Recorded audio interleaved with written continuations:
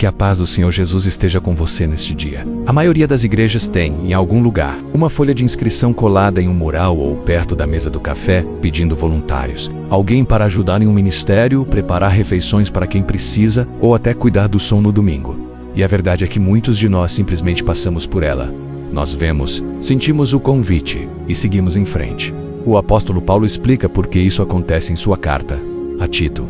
Em Tito 3, 5-8, ele escreve: Ele nos salvou, não por causa das obras de justiça que tivéssemos feito, mas por sua misericórdia, mediante o lavar regenerador e renovador do Espírito Santo, que ele derramou sobre nós generosamente por meio de Jesus Cristo, nosso Salvador. Assim, tendo sido justificados por sua graça, tornamo-nos herdeiros, segundo a esperança da vida eterna. Preste atenção na ordem das coisas. Paulo coloca a misericórdia primeiro, a salvação ele vem primeiro, a renovação vem primeiro, a justificação vem primeiro. Tudo isso acontece antes mesmo de fazermos qualquer coisa.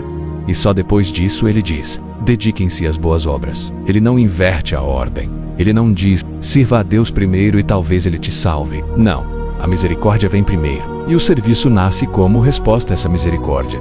Isso muda completamente a maneira como muitos de nós pensamos sobre servir. Muitas vezes tratamos o serviço como se fosse uma dívida, como se cada hora de voluntariado estivesse pagando algo que devemos a Deus. Mas Paulo está dizendo que a dívida já foi paga, já está resolvida. Então, quando você serve agora, não é porque está devendo algo a Deus. É porque a misericórdia de Deus transformou algo dentro de você, onde antes havia culpa. Agora nasce um coração disposto. E há algo importante que precisamos entender hoje. Se a misericórdia é o solo, a disposição para servir é o fruto. E frutos não podem ser forçados. Você não consegue produzir fruto apenas tentando mais ou se sentindo culpado. Você cuida do solo e o fruto cresce no tempo certo. Por isso Paulo conecta misericórdia e boas obras. Misericórdia prepara o coração e as boas obras são o resultado de um coração transformado. Em 1 Pedro 4:10, vemos essa mesma ideia de outra forma. Cada um exerça o dom que recebeu para servir aos outros, administrando fielmente a graça de Deus em suas múltiplas formas. Pedro chama isso de mordomia. Você está administrando algo que não criou, algo que não conquistou, algo que Deus colocou em suas mãos. E cada pessoa recebeu um dom. Perceba a palavra cada.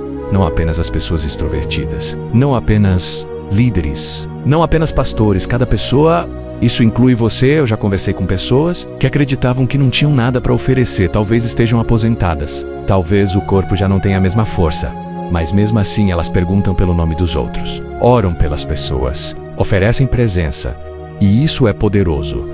Às vezes, um coração presente é um dos maiores dons que alguém pode oferecer. A Bíblia também diz em Efésios 2:10, pois somos criação de Deus, realizada em Cristo Jesus para fazermos boas obras, as quais Deus preparou antes para nós as praticarmos. Observe essa frase, Deus preparou antes. Isso significa que Deus já foi à sua frente, a conversa que você terá hoje, a pessoa que encontrará no trabalho, o vizinho que verá na rua. Nada disso é por acaso.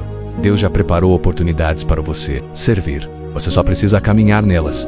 Colossenses 3:23-24 diz: tudo o que fizerem, façam de todo o coração, como para o Senhor e não para os homens. Isso inclui as pequenas coisas, a tarefa simples, o trabalho que ninguém reconhece, a paciência com alguém difícil. Quando você faz essas coisas com amor, é como se estivesse oferecendo tudo diretamente a Jesus.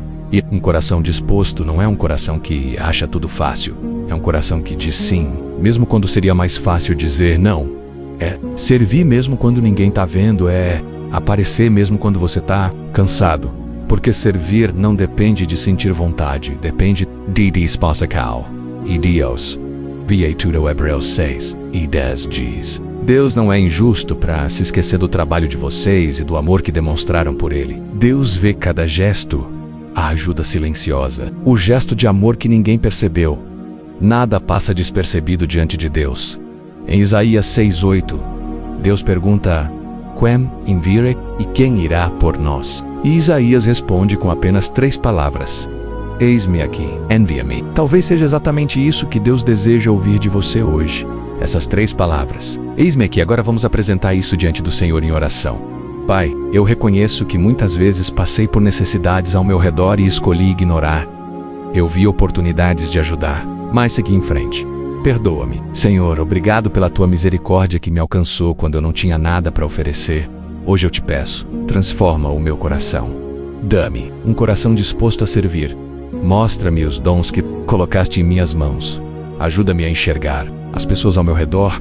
Dá-me sensibilidade para perceber quem precisa de ajuda e coragem para agir, que eu esteja disposto a servir não apenas os outros, mas também as pessoas dentro da minha própria casa.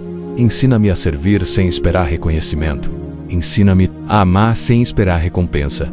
Fortalece-me para ser fiel nas pequenas coisas e que a minha vida seja usada para a tua glória.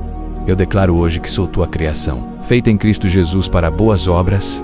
Aqui estou. Senhor, envia-me em nome de Jesus. Amém. Se você orou comigo agora, creia que Deus ouviu cada palavra e hoje eu quero deixar um desafio simples para você. Procure uma oportunidade de servir alguém hoje. Pode ser algo pequeno, seu tempo, uma palavra de encorajamento, um gesto de amor. Apenas diga sim à próxima oportunidade. E se esta mensagem falou ao seu coração, escreva amém nos comentários. E se você tiver um pedido de oração, deixe também nos comentários. Nós teremos alegria em orar por você. E se esta mensagem abençoou a sua vida, inscreva-se no canal no secreto, para que possamos continuar buscando a presença de Deus juntos todos os dias. Que Deus te abençoe e que a paz do Senhor permaneça com você.